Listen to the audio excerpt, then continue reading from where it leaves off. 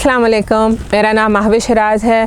मैं registered dietitian और practising clinical dietitian हूँ हनीफ मेडिकल कॉम्प्लेक्स में। आज हम बात करेंगे अपने मैदे को या अपने डाइजेस्टिव सिस्टम को हम किस तरह खुश रख सकते हैं, सेहतमंद रख सकते हैं। तो उसके लिए हमें ख़ुराक में क्या परहेज़ करनी चाहिए, क्या एहतियात करनी चाहिए। तो सबसे ज़रूरी बात इस सिलसिले में यह है कि आप कोशिश ये करिए कि आप ज़्यादा देर भूखे ना रहें। आप अगर लंबा लंबा वक्फ़ा रखेंगे खानों में तो उससे हमारा तेज़ाबियत, मैदे में जलन और बदहज़मी ज़्यादा होती है। तो ये आपने ध्यान में रखना है कि जब आपको बदहज़मी या मैदे में तेज़ाबियत का मसला हो तो आप हर 2-2 घंटे के बाद हल्की फुल्की खुराक लें, जिसमें ऐसी चीज़ें हो जिसमें मिर्च मसाला कम हो और ऑयल का इस्तेमाल कम हो। जैसे आप फल ले सकते हैं, आप दूध का इस्तेमाल कर सकते हैं, आप ड्राई फ्रूट्स हैं जैसे बादाम या अखरोट, इनका इस्तेमाल कर सकते हैं। आप उबले हुए चने जैसे चना चाट होती है वो आप दरमियान में ले सकते हैं। ये चीज़ें जो हैं ये आपके मैदे की तेज़ाबियत को कम करने में मदद देती हैं। आपने कोशिश ये करना है कि नाश्ता अपना हल्का रखें। नाश्ते में पराठों का इस्तेमाल ना रखें, क्योंकि पराठों में घी का इस्तेमाल बहुत ज़्यादा होता है। वो हमारे मैदे पे भारीपन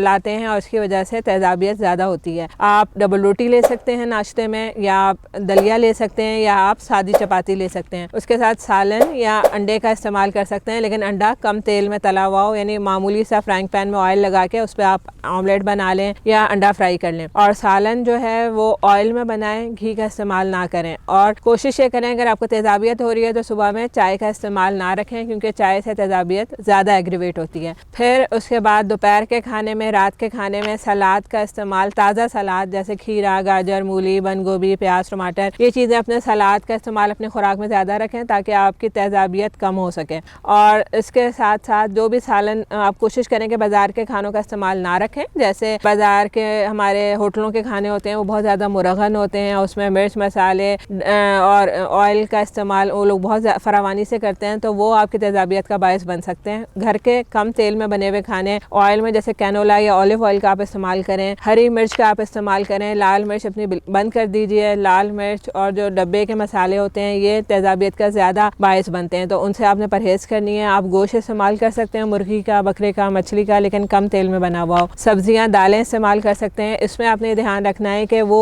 सब्जियां जो गैस पैदा करती हैं, जैसा कि गोभी है, मटर है, आलू है, उससे कुछ अरसे के लिए इज्तनाब करें ताकि आपका थोड़ा मैदा सेटल डाउन हो जाए, मैदे के मसाइल ख़त्म हो जाए। उसके बाद बेशक आप इस्तेमाल कर लें, उसमें कोई हर्ज नहीं है। आप चावल इस्तेमाल कर सकते हैं, चावलों में कोई ममानियत नहीं है, चावल इस्तेमाल करें, लेकिन शर्त वही है कि कम तेल में बने हुए खाने इस्तेमाल करें। जूसेस का इस्तेमाल, आपने ताज़ा जूस ले सकते हैं, डब्बे के जूसेस का इस्तेमाल ना करें, कोल्ड ड्रिंक्स का इस्तेमाल ना करें। इसके साथ साथ जैसे हमारे पास जंक फूड होते हैं, बर्गर, पिज़्ज़ा, शवारमे, वो चीज़ें भी मैदे की ख़राबी का बायस बन सकते हैं, तो उनसे भी आपने परहेज़ रखनी है। आपके मैदे में अगर ज़्यादा ख़राबी है तो आप कहवा इस्तेमाल कर सकते हैं, जैसे दालचीनी, इलायची का, वो भी आपके मैदे के लिए फ़ायदेमंद हो सकता है। दिन में एक दफ़ा, बहुत ज़्यादा नहीं, दिन में एक दफ़ा हल्का फुल्का आप कहवे का इस्तेमाल भी कर सकते हैं। वॉक बहुत ज़रूरी है मैदे की मसाइल को हल करने के लिए। चहलकदमी, वॉक, थोड़ी हल्की फुल्की एक्सरसाइज, ये आपके मैदे के मसाइल को हल करने में मदद देगा। पानी का ज़्यादा इस्तेमाल रखना है, पानी कम पीने से भी मैदे के मसाइल होते हैं, तो कोशिश करें कि गर्मियों में 10 से 15 गिलास और सर्दियों में 6 से 7 गिलास पानी आप रोज़ाना पिएँ ताकि आपके मैदे के मसाइल हल हो सकें, आपके जिस्म से जो टॉक्सिन्स हैं या जो मनफी चीज़ें हैं वो निकलने में आसानी हो। शुक्रिया।